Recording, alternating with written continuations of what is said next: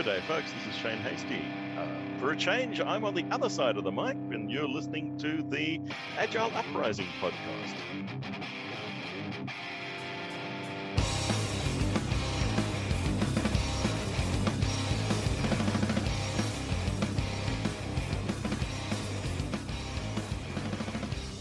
Greetings and welcome to another edition of the Agile Uprising podcast. I am your host, back again, Jay Hersko. Joined with me, I have a murderer's row of guests. I have Todd Thrash.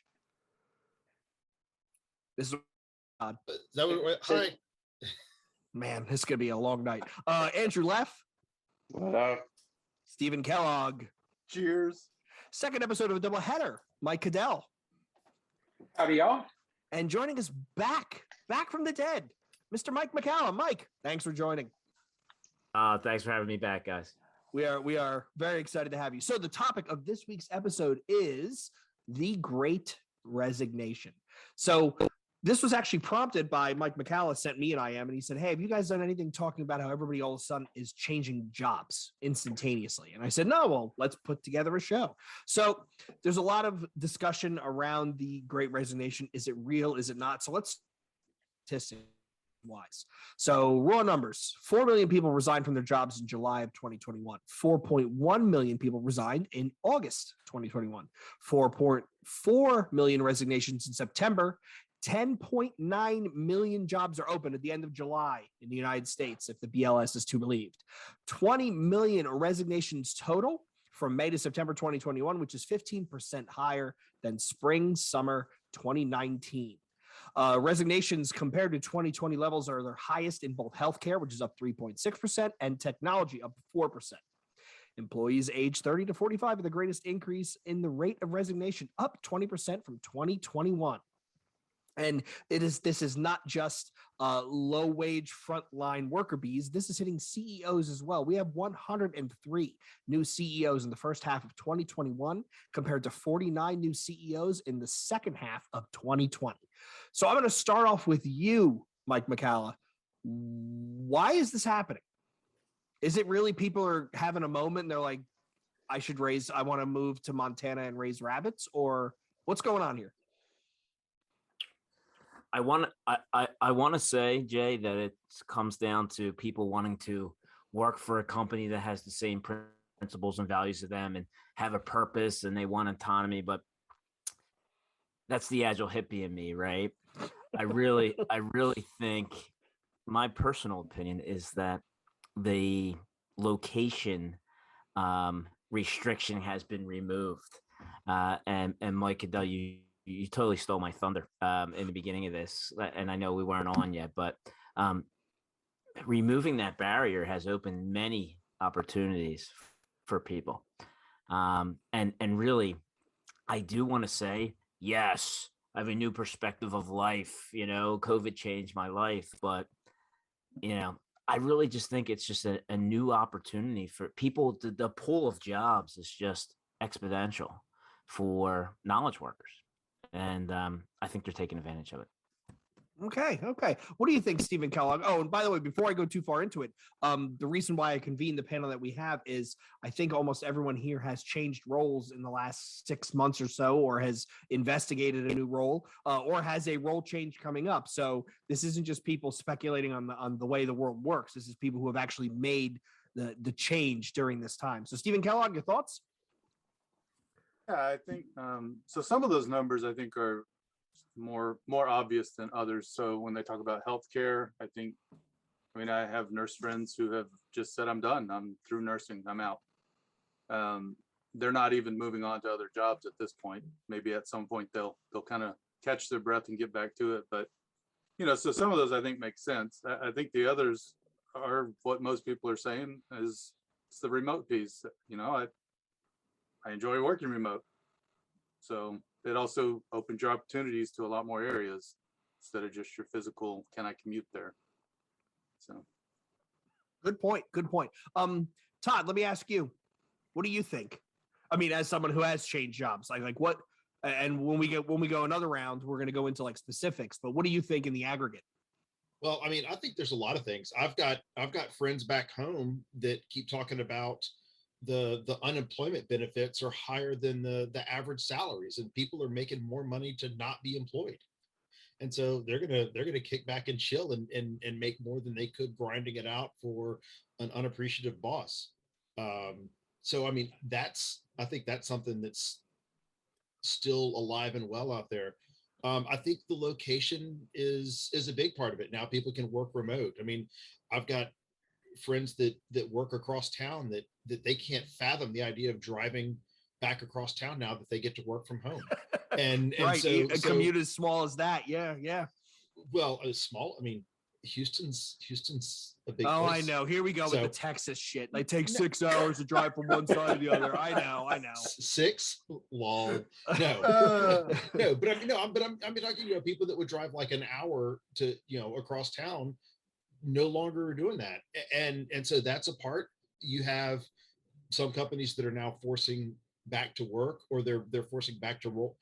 I've got a buddy of mine that turned down a position because it was going to be more work, no additional money, and he was going to have to go into the office.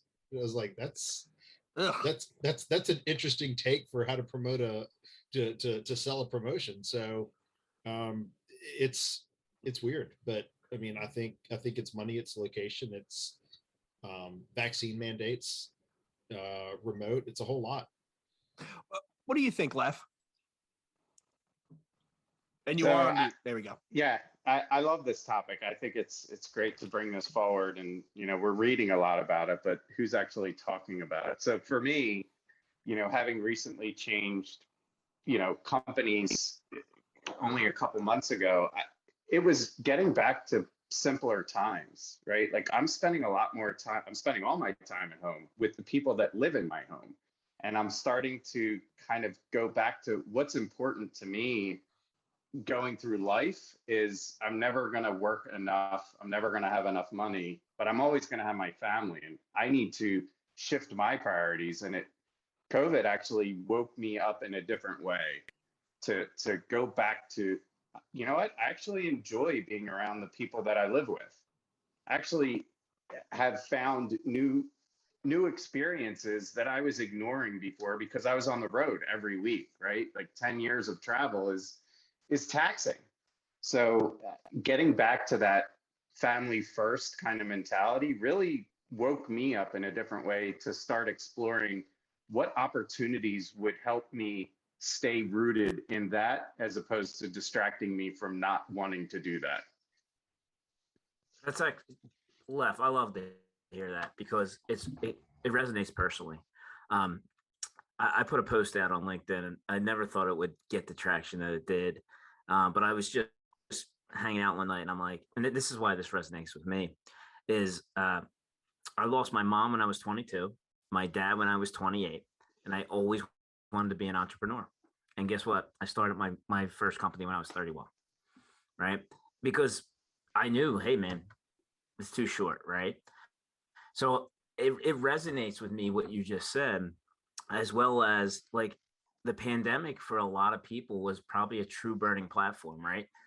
Like you need that sense of urgency to change, and really truly reevaluate your priorities in life.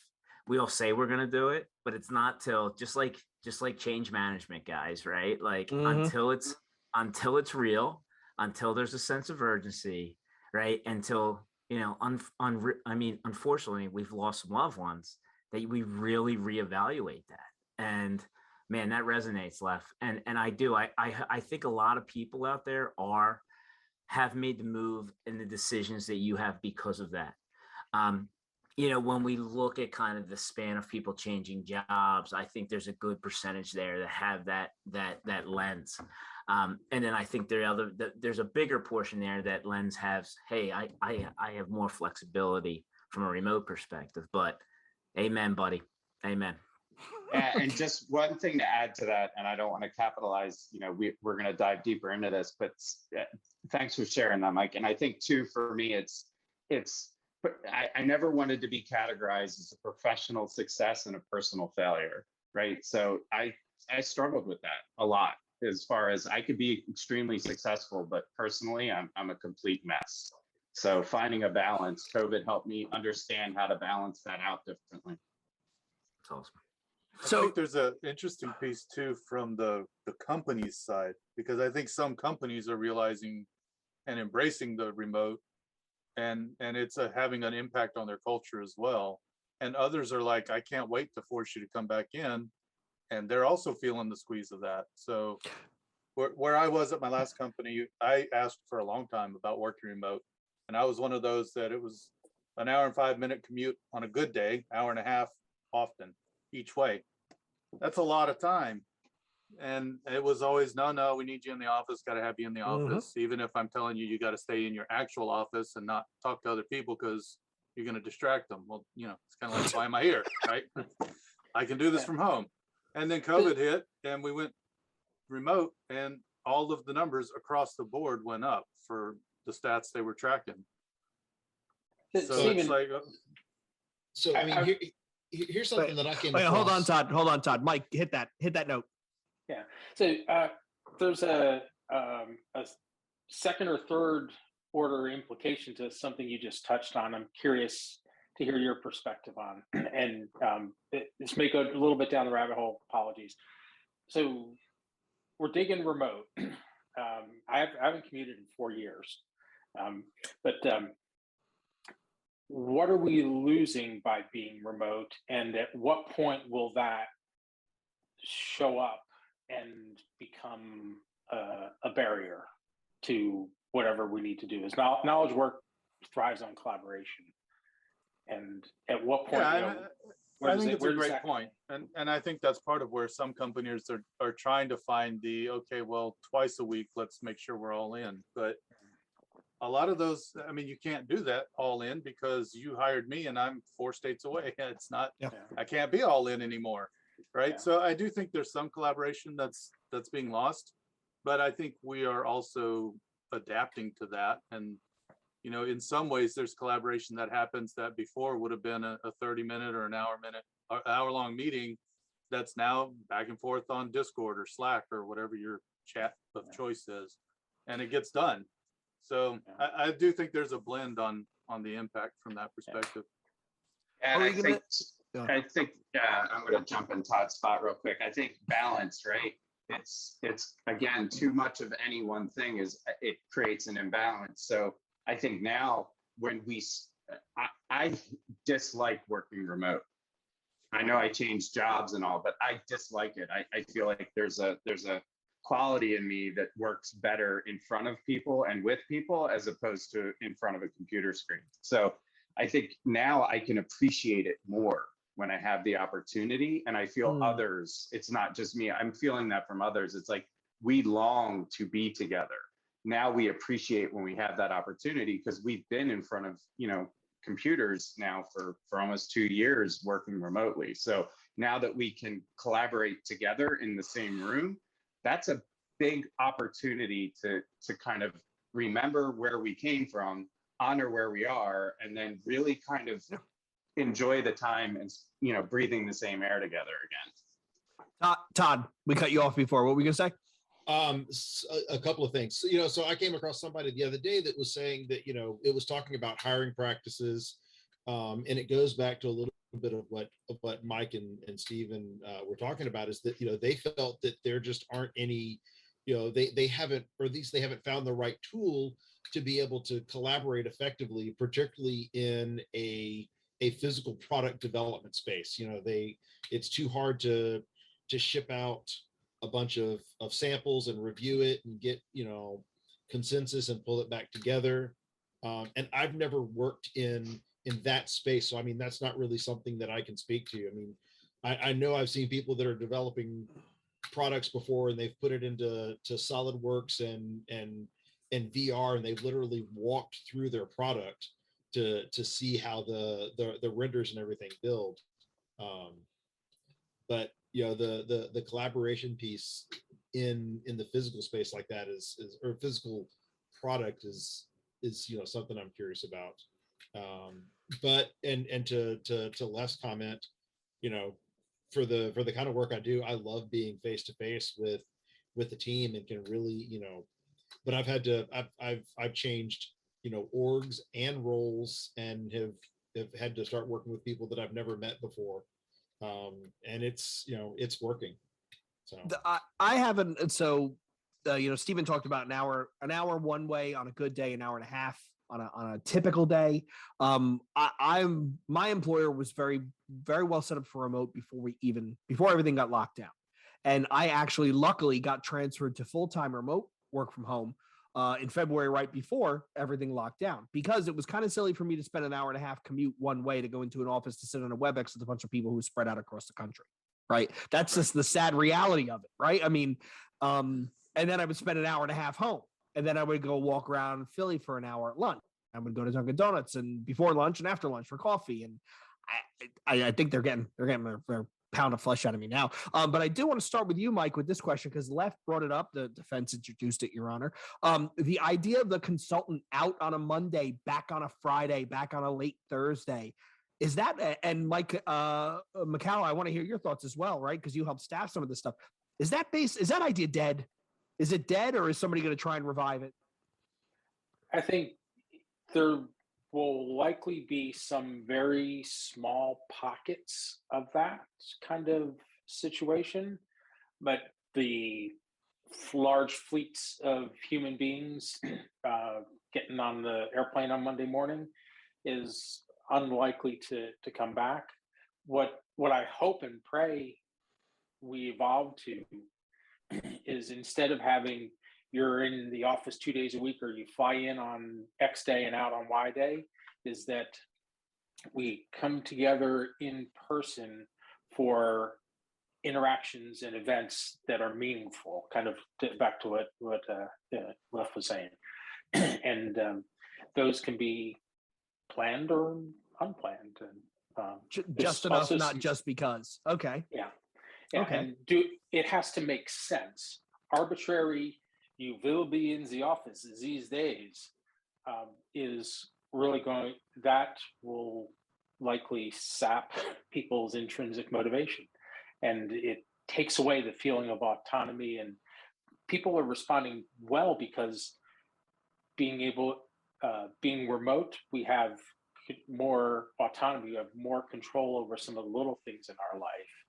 And to just have that taken away, have that removed in a way that doesn't make sense, will generate a very visceral reaction, I think. What do you think, Lef?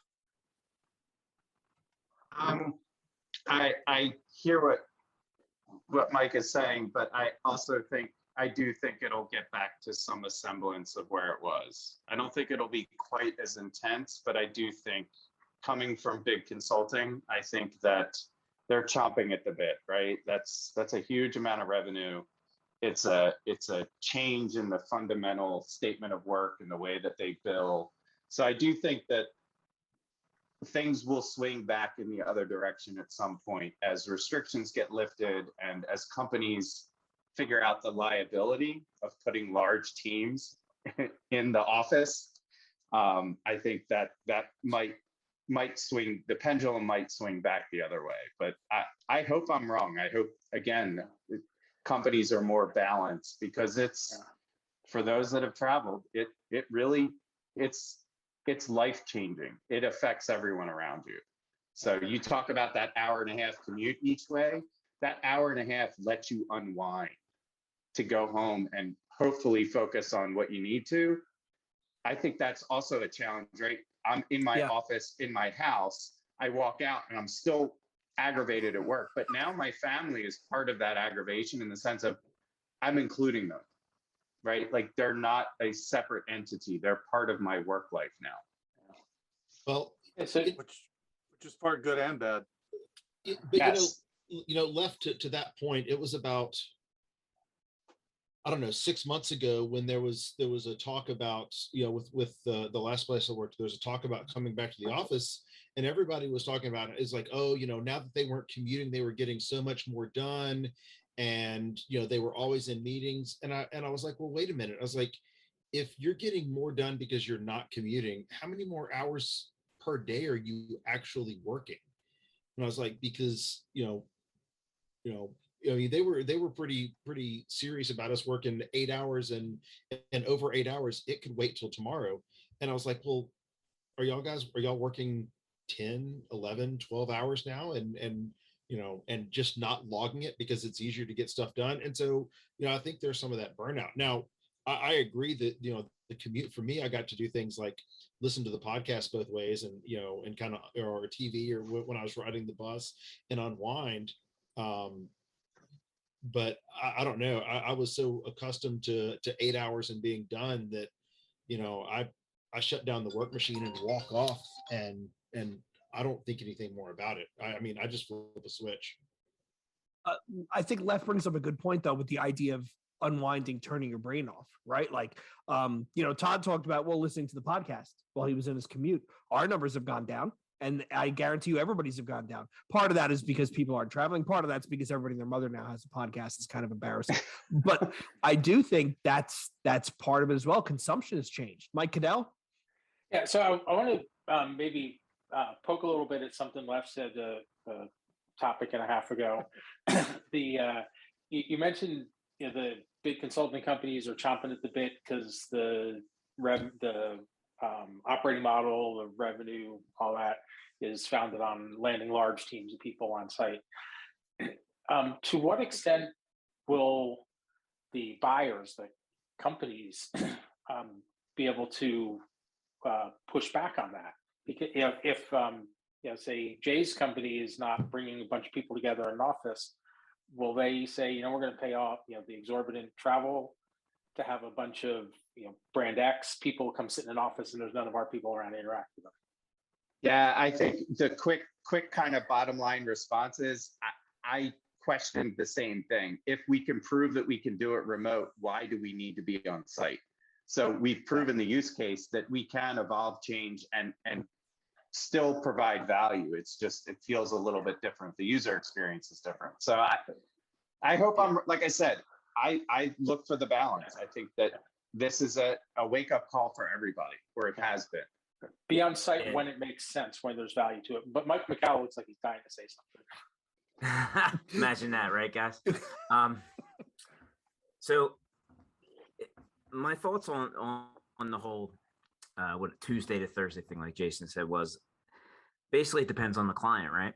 If the client's in the office, they're going to expect you to be in the office, right? If the client is saying, hey, it's cool to work remote, then guess what? They'll see the efficiency and tell you to stay home, because guess what? They're not paying travel costs. So context is everything.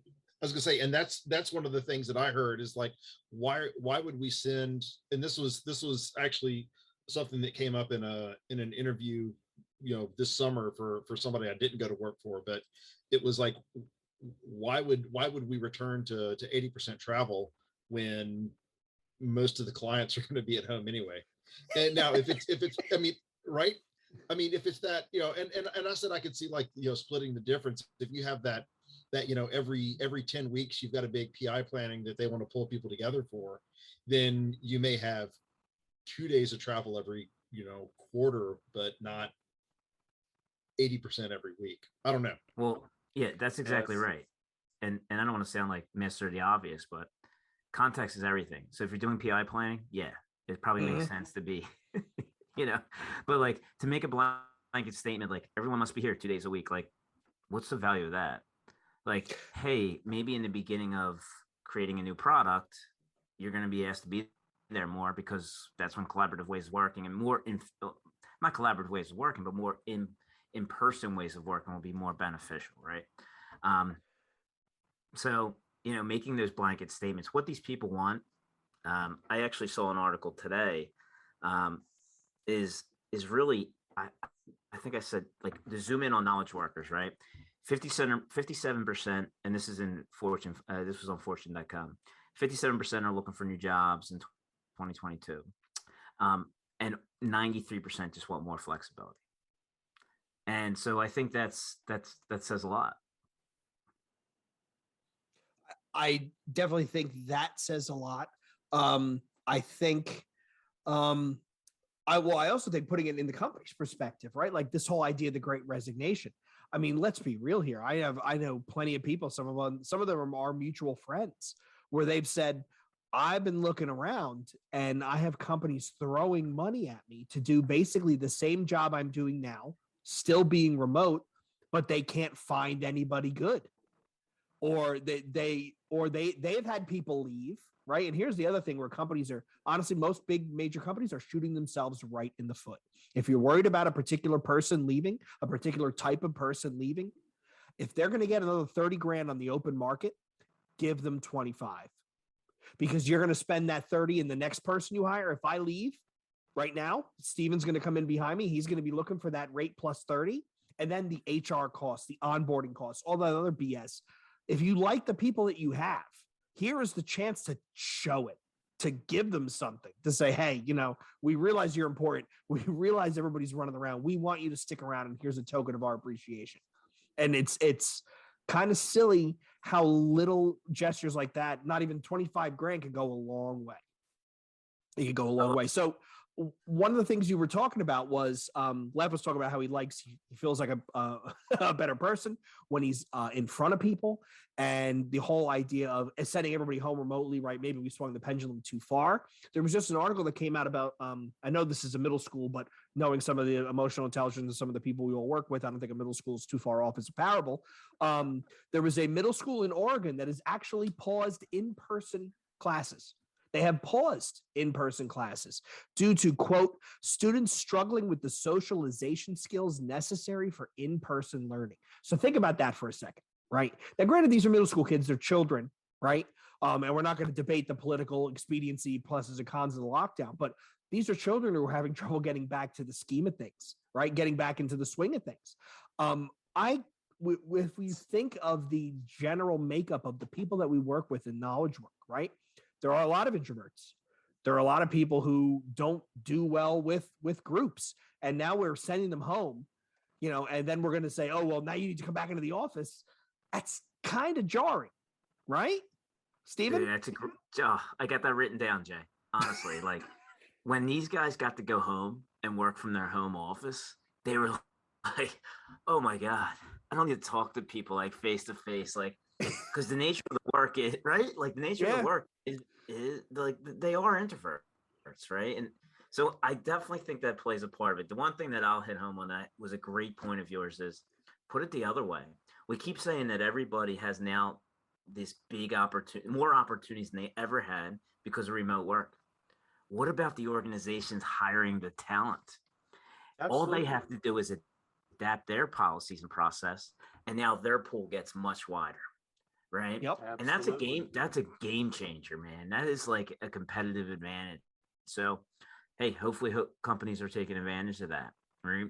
The only last thing I'll say there is like, it depends how much you trust your people. Right.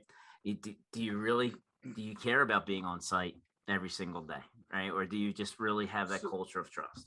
So I'll talk a little bit to that, because I know some of the clients, when we went remote, they started saying, oh, well, we want to get tracking software to figure out what the people are doing. And is this the Barclays belly button laser that they rolled out in the UK? And my response was, do you know what you expect out of this position? Yes. Are they delivering that? Yes. Then why do you need to spend time, money, and somebody trying to monitor that to figure out if they're working or not? So back to your point, it's part of that is a trust factor, which is if I see you in the office, keep in mind, I'm assuming you're working. How many people are actually doing that's a big assumption, long, right? That's a big assumption with some of the people I've come across. Because I can't see you sitting in the office, you may actually be using the bathroom. I don't know, because I don't use the bathroom when I'm at work. I mean, the logic there just kind of slips for me. I don't understand it. Mm-hmm. A couple of things I do want to also bring up, though, real quick. Part of it, I think, when you are working remote is shifting your mindset and adapting for things that you used to do. So I've recommended to a lot of people, hey, you used to listen to podcasts on your commute. Spend 30 minutes at the start of your day listening to a podcast. Listen to a podcast while you're fixing breakfast or out walking the dog, where you used to wait until you got in your car. So there's things you can adapt. And I love the fact that I can say, hey, you know what? It's whatever time, 1 o'clock. I'm going to go take the dog out back and sit for 30 minutes and actually enjoy the outside and get some sun on my face. And did I do that at my last job? No. I might walk across to a restaurant, pick up food and bring it back. So yeah, I think there's definitely some extra benefits now. I can actually go downstairs and spend 15 minutes talking to somebody because they're excited about something that just happened. Great, let's talk about it. Doesn't kill the day, doesn't kill my productivity. I'm still working. So if anything, it makes you a happier employee. Absolutely. Right? Because you get that 15 minutes of, I mean, during the summer, my thing was every day for an hour, I would log off, I would go sit outside with a book and the dogs. And it was just a nice change. And, not to, we were joking before we started about how I have like a whole herd of animals here. And not to be morose, but there were times when I was working down in Wilmington, right, where I would come home and I'd lose a pet. Or I'd come home and it would be somebody sick, right to the vet, and that's the end of it, right? And I thought about the day before where I spent 8 hours at work and then 4 hours in the car. And now I get to spend a little bit more time with my wife, but we'll talk about that one later. I don't know how divorce lawyers were essential when we locked down, but we'll continue. But you do get to appreciate your pets. I mean, as funny as that sounds coming from me, but your pets, your loved ones, a little bit more because you get to see them more. I actually have to talk to my wife now because I go upstairs, I feed the dogs, I make dinner, we sit down. It's like 6:30 when we're done. And I'm like, you want to like talk about something? Okay, well, let's talk about something. How about them Knicks, But it's a different world. It's a different world. That conversation wasn't about the Knicks. No. But Stephen, where I used to be, when I first started, there was a guy that you could hear snoring in his cube like 3 cubes over. And he survived there a long time with a lot of naps like midday. So, whether you're in the office and sleeping or at remote and working, I mean, go on, Mike Cadell. Yeah. So again, just to kind of offer a somewhat contrary perspective to stimulate some thought. I agree. I'm right there with you. It's awesome to be able to have that, a 10 or 15 minute break and share something with somebody who lives in the house with me. Absolutely love that. To what extent are we losing connection with our coworkers because we don't have the opportunity to also share with them, not in place of, but also, you get on Slack or Teams or whatever. Is it quite the same? No. Yeah. So I think there's a couple things there though, and maybe this is a whole different show on how to adapt. But one thing I do is I throw hey, I'm going to be at lunch, and I send an invite out to everybody in the company. Now my company right now is super tiny, but I did it at the last place too. Hey, I'm going to be on lunch. Here's the invite to Zoom, or we use Teams here, but here's the invite. And people showed up and we just chat for an hour eating lunch. And some people are kind of working while they're chatting and some people are eating. So there are ways to adapt. Is it the same? No, but I mean, it's better than not. A thing that's interesting to me in my job, which is somewhat similar to my last job, but it's basically consulting with the C-levels. And it's in my last job, it was all phone call based. So I'd set up a meeting and it was phone call based. For me, it's a huge advantage now because now all those calls have turned into Teams meetings calls. So I actually see the person, whereas I didn't before. So I now make a better connection with my clients than I did before. Now, granted, before we started working remote at the last company, we were going on site once a quarter or whatever to actually meet with the people. And I assume at some point for some clients that will resume, but that's an interesting flip that's happened where for me, it's gone from voice to actual video with my clients. Yeah, that's an interesting point. Left, wait a minute, hold on, Thrash. Left. All right. So I go back to the psychology of things for some reason. So to me, I always thought that I was 2 different people, right? I had the work version of me and then I had the home version of me, but I couldn't be the home version of me at work and vice versa. So I feel that line has been blurred. So now I am showing up at work and at home as the same person, which to me has been beneficial for me. And I think it's something that I've always thought about is what happens when you walk through the door at work that changes your mind to behave a certain way that you wouldn't behave that way at home. And I How much found is that your new employment situation versus your being at home? so it's forced me to address that and be very self-aware that that was actually an experience, that it was a blind spot for me because I never saw it that way until I wasn't that way, or until I had to address it differently. So I feel that I've created a healthier version of myself due to, and that's how I've had to evaluate leaving a company is what's my future like? Does this help support this this new version of me that I like better? Or does this hurt that? And will I revert back and have a relapse into where I was? Interesting. Which is probably another podcast, but I mean, because I think that, you know, there's a lot more awareness now about personal need and about family. And so, you know, part of that I think is there are a lot of people experiencing what you've gone through, right? Where it's okay, now I can bring myself to work because I'm at my house. It is me. And so there's that blend that's happening. And I think that's part of the whole psychology of why things are changing. And I think that's a driver in as well as to the whole quote unquote great resignation. Todd.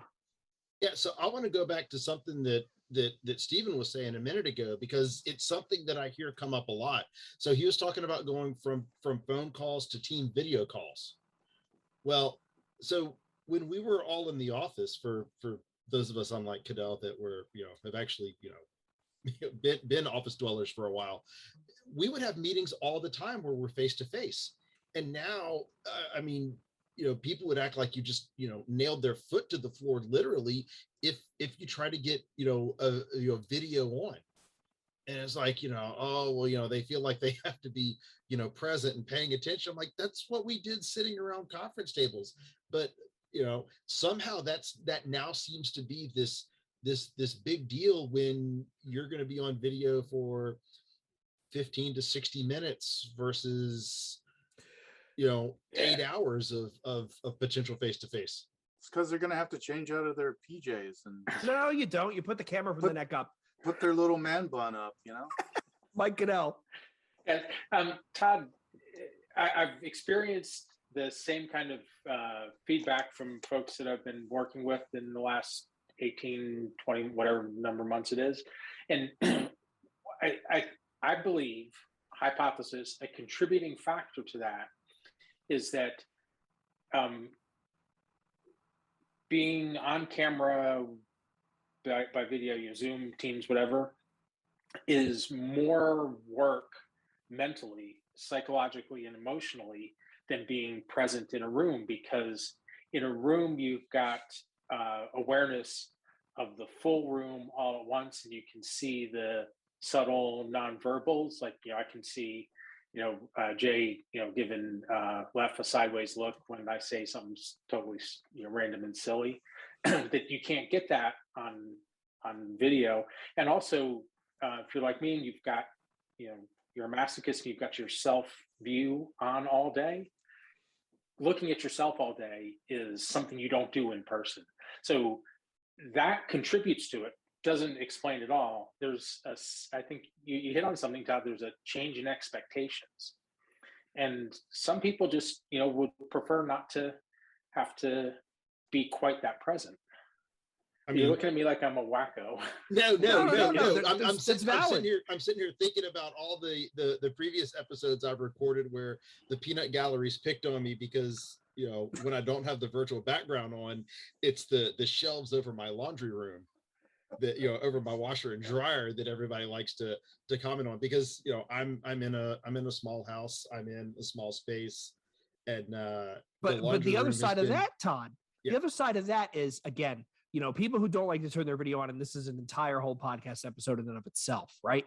We have been with each other virtually for 18 months, right? Yeah. We have seen each other without haircuts. We have seen each other without going to the dentist. We have seen each other without shaving faces. Jesus, the beard that I grew, the wife, if I ever try to do that again, the divorce papers will be on the desk, right? But my point being is, whether we liked it or not, we developed a level of comfortability with each other out of necessity, and it would be a shame to let that fall by the wayside.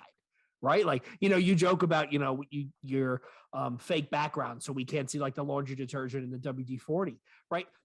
It kind of adds personality to these situations. Right. Like I always have my camera on and I never turn a virtual background on because I want you to see all the books I'm not reading that I'm stressed that I haven't gotten through yet. Or one of my idiot cats like swinging off the shelf behind me. That's the kind of thing that adds a little bit of color to the fact that we're locked in the house staring at each other at a web screen. So I'm going to ask the uncomfortable question because I'm not really sure how everybody's going to answer it. Does salary have anything to do with people resigning? We always say, oh, there's no such thing as Theory X people. I'm going to call bullshit. There are some of us that we are going to jump because of money. So does salary have something to do with it? Mike McCallum, start with you. Up to a certain extent, right? If you're a junior developer or whatever it may be, and you have an opportunity to up your salary, you're going to do that. But I think I do get the fact that once you're financially stable, it is about, in my personal opinion, it is about kind of fulfilling those personal needs, right? So yeah, Jay, money always counts, right? And totally get it. But I do think there is like kind of that certain level of, okay, now we're stable. I'm comfortable with the healthcare and all that really important stuff.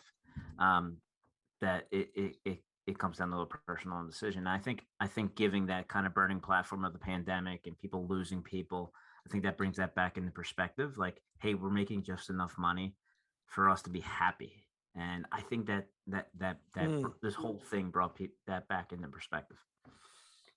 Lef, you were going to say something?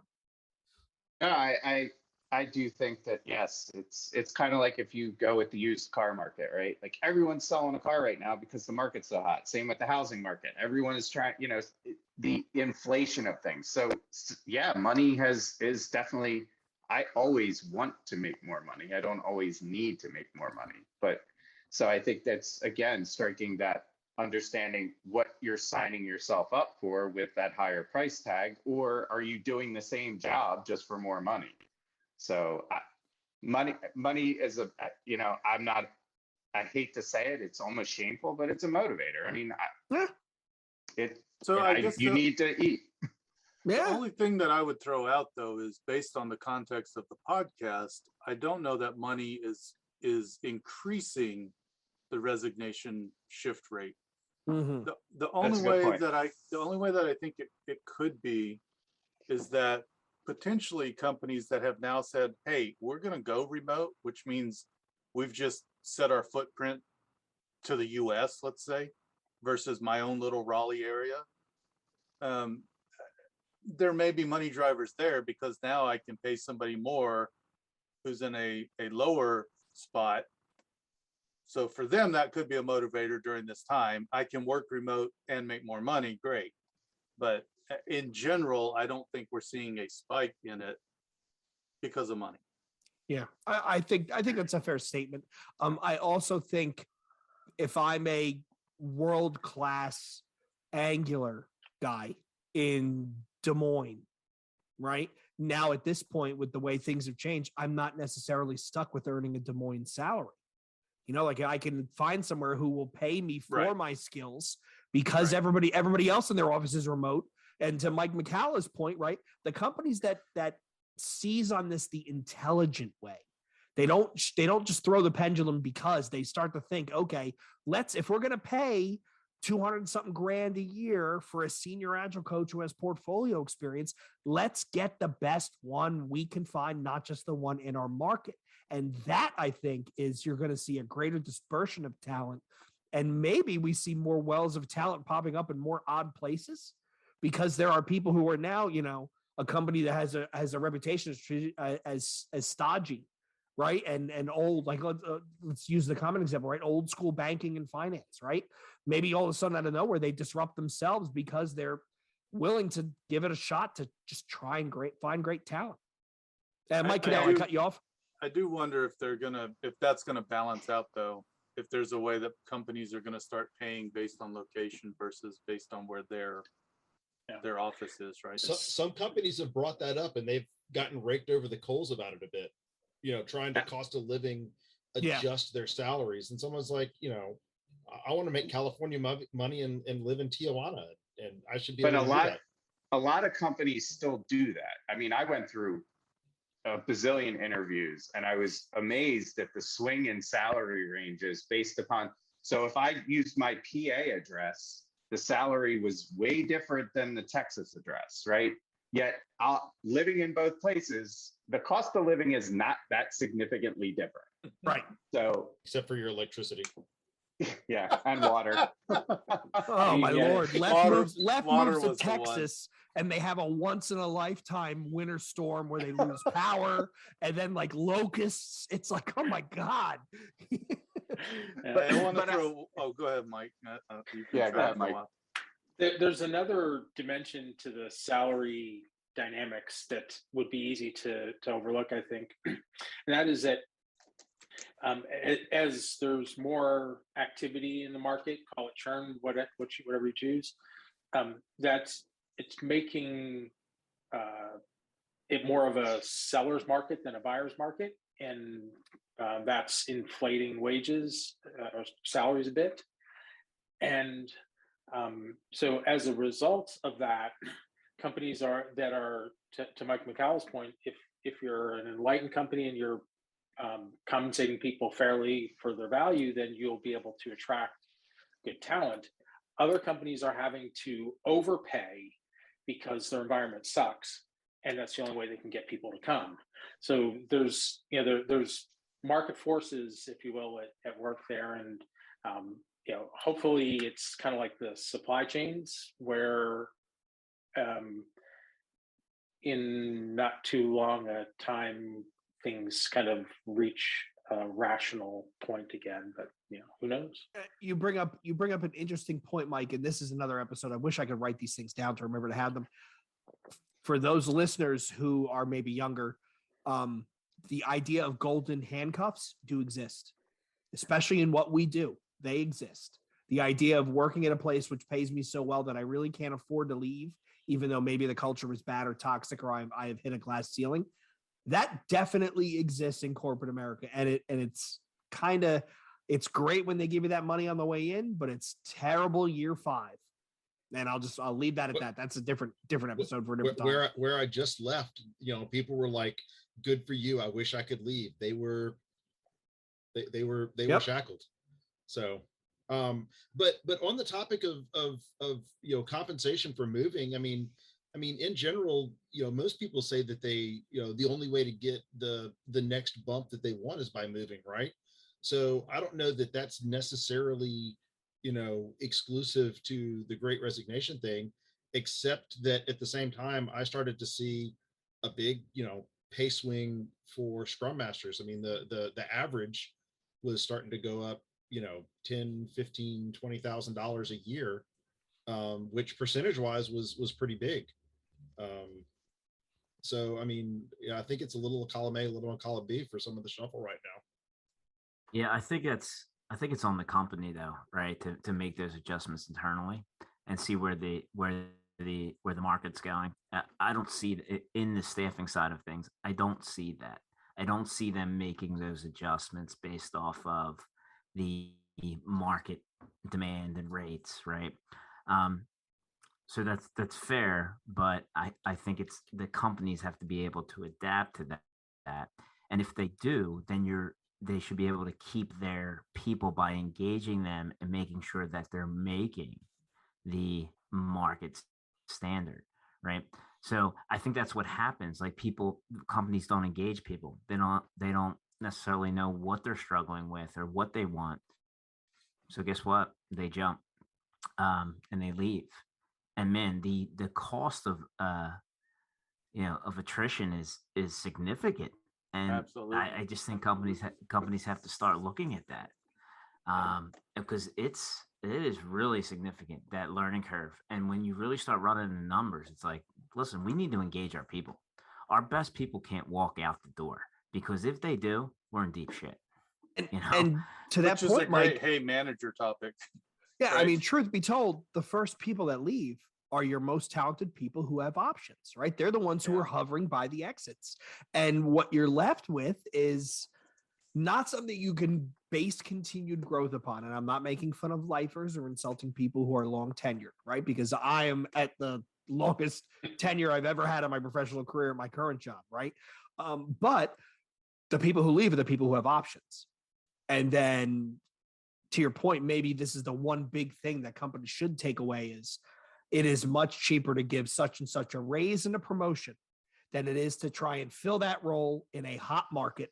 And then the HR spend, the recruiting spend, the productivity wasted while you're trying to go through 6 different interviews. It adds up super fast. And I All that guarantee pales in comparison Yeah, to the one lost thing- opportunity cost yeah. of not having that talent engaged in Yeah. work. Jay, the thing that resonated with me, what you just said was people are leaving because they have options. Well, guess what? The remote work just created a shit ton of options. Absolutely. And I know a lot of the articles you see now are around the, hey, it's not about having a ping pong table and a foosball table and free lunch anymore. This is definitely shifted things to make more options. I don't need a foosball table to play with Jay at work because I'm at home. Right. I got my Xbox right there. Call of Duty. I'm looking at the loading screen. I can squeeze in another match in between this meeting. I did see a snarky post on LinkedIn where it was an infographic about the top 8 things that employees look for, and it's like culture, compensation, engagement, feeling of belonging, feeling of purpose, blah blah blah. And then the person put at the bottom, nowhere does this say free pizza. I saw that one. So companies need to get it together. Free pizza is not a selling point anymore. I left a company that catered lunch for us every day, somewhere different, all sorts of options, but there was more money and better opportunity somewhere else. Yeah. I do think as far as the expanding back out and people flying and doing all that, there are certain things that are starting to pick up, like trade shows.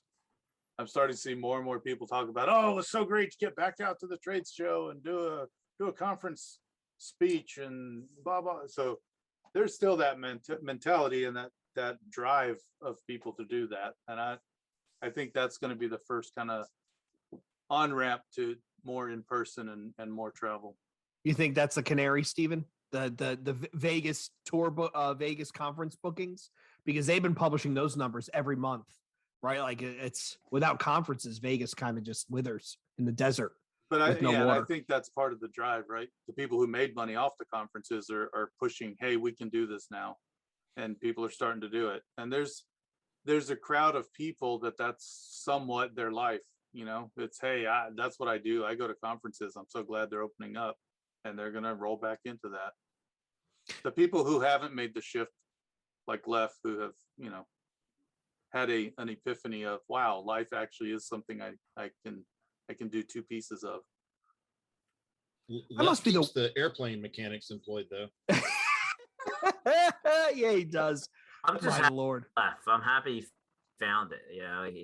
In Texas, no less. You had to get out of Jersey or PA, wherever the hell you were, right? To Delaware Valley. Why would he leave Delaware Valley, go to Austin? And with him, he brings that once in a century storm where they had like $13,000 electric bills and they're setting their house on fire just to keep warm. We don't need that West Wing, y'all. Okay, so I'm gonna close out with this. And I'm gonna go around the horn. So if someone is in the sound of our voices and they're thinking about maybe making a leap, maybe they're either starting to look, or they've got an offer in their hands. If you could offer them one piece of advice, in the general context of what we've been talking about tonight, what would it be? And I'm going to start with you, Mike Cadell, because you look like you got an answer. Sure. I've always got something to say, whether it's relevant or not. What I would say to that person is to pause for a moment and think about what genuinely makes you happy, what motivates you, what brings joy to your life, and how this new situation fits into that picture. Not necessarily that it's the thing that gives you joy, but how does this thing fit? And it's there's an adrenaline rush and an ego rush when somebody says, "Hey, I want you to come work for me," and you know, take that compliment, but also think about how, what will this be like? What do I value? How does this correlate to that? As an example, recently a firm approached me about taking on a consulting assignment next year, and I was talking with my wife about it, and the term I used was they are offering stupid money. It was like a 60% bump over current bill rate, and she looked at me and she said, "You be a you know what fool to take that, because you're going to be miserable, and I honestly don't want to be you to be around and be miserable like that." I don't want to deal with you that way. Right. Yeah. So just understand, and take the compliment, because it is a compliment, but think about how it will be for you, what truly makes you happy, and how does this different situation relate to what makes you happy. And also, sometimes you gotta, suspend disbelief and say, yeah, you know what, I'm going to give this a go, and take a chance. So, Fair enough. Stephen Kellogg. So it's hard to follow that one. I do think a couple of things I would say is, again, don't look at it as just the money.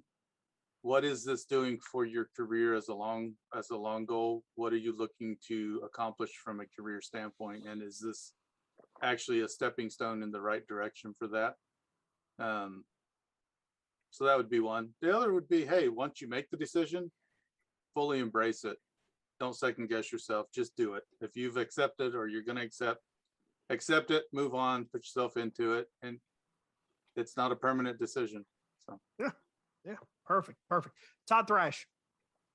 So I went remote and changed roles after I did that. And I didn't know how that would work out. And it turned out it worked out very well. So I would say that for someone doing it, look at the pros and cons of how you worked in the office versus how you're working now, and what that change would look like. And if it looks like, all things being equal, it's going to be better, then I would say go for it. But do the due diligence, and for how everything looks with where you are versus what you're looking at. I'm happy I did it though. Andrew Leff. Yeah, so Goodell kind of stole my thunder, but I totally agree. And something that I work with clients, and I do quite a bit of mentoring now even, and I'm working with mentees on it, is it's something we used in FORSC, is a force field analysis, right? So what makes you happy, right? Write down the things and your values, and then evaluate making a job hop or a move. How does that complement those sound bites, or how does it aggravate them? So, and are you okay with saying, I'm willing to compromise on these things because I want these things?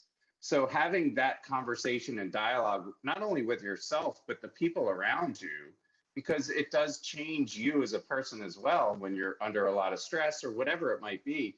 I think it's important to know what your values are and what you're willing to compromise, and have that, bring that to your family, or be okay with it with yourself. So really having that internal dialogue, to me, is really critical, and write it down and really map it out, and look at it and believe it. All right. And last thoughts. Take us on, Mr. McCalla. Yeah. Thanks, guys. Great perspectives. Definitely from the employee's perspective. I'll give you a employer perspective, right? And Jay, you're the one that kind of triggered these thoughts in me, is that employers need to use this opportunity, right, to their advantage, right? Don't defend against it. Be very offensive, and act on it, because eventually everybody will, right? It's just like agility. use it to your competitive advantage. Don't resist it. Know that it's real and adapt to it. So I think there's a huge opportunity here for employers to really get awesome talent. And so embrace that, take advantage of it, and trust your employees because, yeah, all they want is, and God, I sound cliche, but autonomy and purpose, right? Like they really want to be part of it. So that's it. Perfect. And Andrew Leff provided a nice closing bon mot in the chat where he said, treat people as good on the way out as you did on the way in. It speaks wonders to you. It speaks wonders to your character. And it really pays dividends forward. So on behalf of all of our listeners, I want to thank Mike, Stephen, Andrew, and Todd. On behalf of all of us on this panel, I want to thank all of you listeners for tuning in once again. If you like what you heard, please give us a review, a rating, a listen on podcast, Podbean, Spotify, Amazon Podcast, your podcasting host of choice. It does help other people find us. Please get into the conversation in our Discord server. It's quite vibrant. It's quite wild. We have quite a lot of people talking all day. I believe today's discussion earlier was a difference between user story mapping and breadth versus depth decomposition. And we went down the rabbit hole on that one. So please hop in. I also want to give a shout out and thank you to the artist Krebs. Shout out to Philly and Chris at Machine Man Records, who provided our outro music free of charge. And lastly, we are committed to always being free for all of our listeners and all of our contributors. However, we do have a Patreon if you would like to help offset hosting and production costs. And who knows, you might get a surprise package from me in the mail. And yes, it will be work appropriate. So once again, I want to thank everyone for tuning in and listening. And until next time, this is the Agile Uprising podcast.